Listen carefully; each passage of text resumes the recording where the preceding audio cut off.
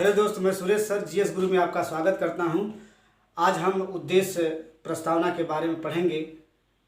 भारतीय संविधान की उद्देशिका कहां से प्रारंभ होती है, इसमें कैसे कैसे क्वेश्चन बनेंगे, किस तरीके के क्वेश्चन पूछे गए हैं, उस तरीके के प्रश्नों को बातों को हम अपने यूट्यूब चैनल पे जारी कर रहे हैं। तो देखें उद्देशिका या प्रस्तावना। तो सबसे पहले हम देखेंगे कि उद्देशिका और प्रस्तावना कहाँ से प्रारंभ होता है, कहाँ कहाँ इसको क्या प्रयोग किया गया है। तो जब भारतीय संविधान का निर्माण 9 दिसंबर 1946 को हुआ, उसमें डॉक्टर सच्चिदानंद अस्थायी अध्यक्ष थे और 11 दिसंबर 1946 को जब दूसरी बैठक हुई थी संविधान सभा की, तो उस समय डॉक्टर राजेंद्र प्रसाद अस्थायी अध्यक्ष बने। फिर दो दिन बाद एक और घटना घटती है कि 13 दिसंबर 1946 को पंडित जवाहरलाल नेहरू ने उद्देश्य प्रस्ताव को संविधान सभा के पटल पर प्रस्तुत किया था, जिसे 22 जनवरी 1947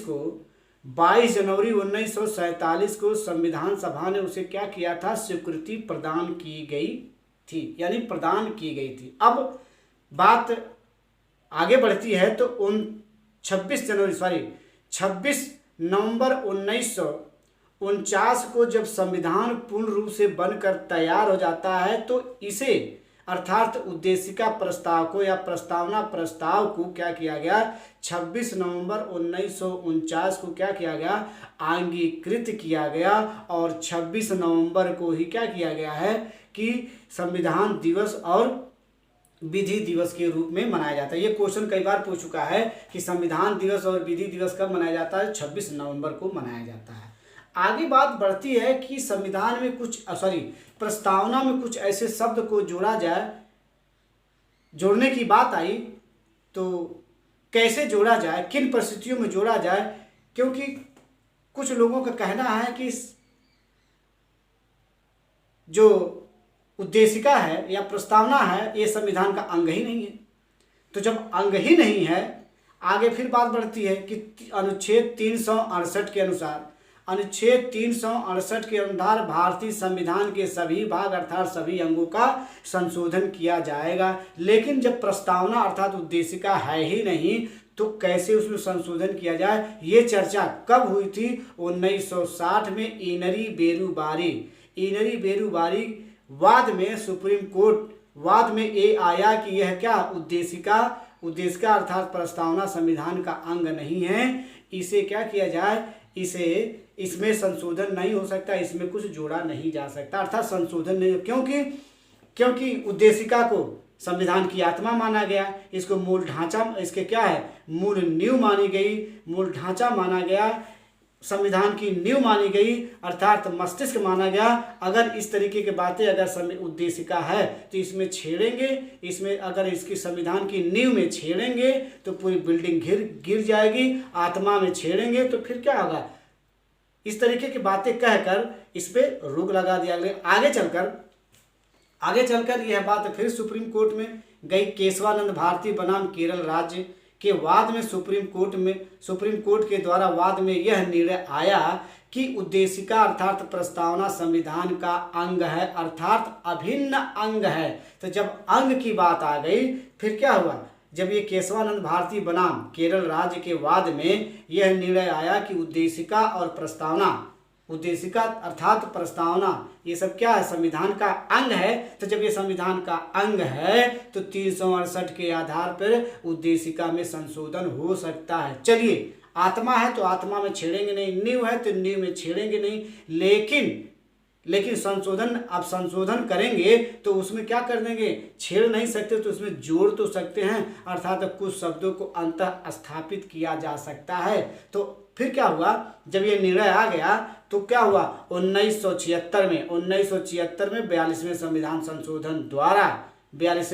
संशोधन द्वारा क्या किया गया है, प्रस्तावना में 3 शब्दों को जोड़ा गया, समाजवाद, पंथनिरपेक्ष और अखंडता शब्द को जोड़ा गया। तो इस तरीके के मैटर आज थोड़ा से आप बोर्ड पर देखें कि प्रस्तावना अर्थात उद्देशिका यह है जवाहरलाल नेहरू द्वारा उद्देश्य प्रस्ताव को संविधान सभा में 13 दिसंबर 1946 को क्या किया, प्रस्तुत किया गया और 22 जनवरी 1947 को उद्देश्य प्रस्ताव को संविधान सभा ने क्या किया, स्वीकृति प्रदान कर दी और 26 नवंबर 1949 को उद्देश्य प्रस्ताव को संविधान सभा ने क्या किया था, अंगीकृत किया था। अगला है क्वेश्चन, और 26 नवंबर को प्रत्येक वर्ष संविधान दिवस एवं क्या विधि दिवस के रूप में मनाया जाता है। अगला है पंडित, अब किसने कहा है कि संविधान उद्देश्य प्रस्तावना संविधान की आत्मा है, तो दोस्त पंडित ठाकुर दास भार्गव ने उद्देश्य अर्थात प्रस्तावना को संविधान की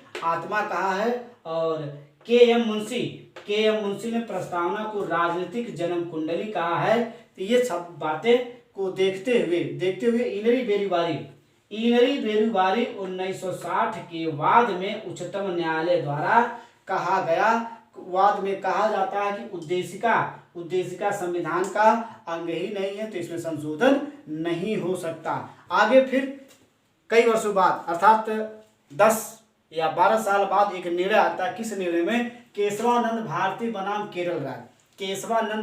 बनाम केरल राज्य के वाद में 1973 में यह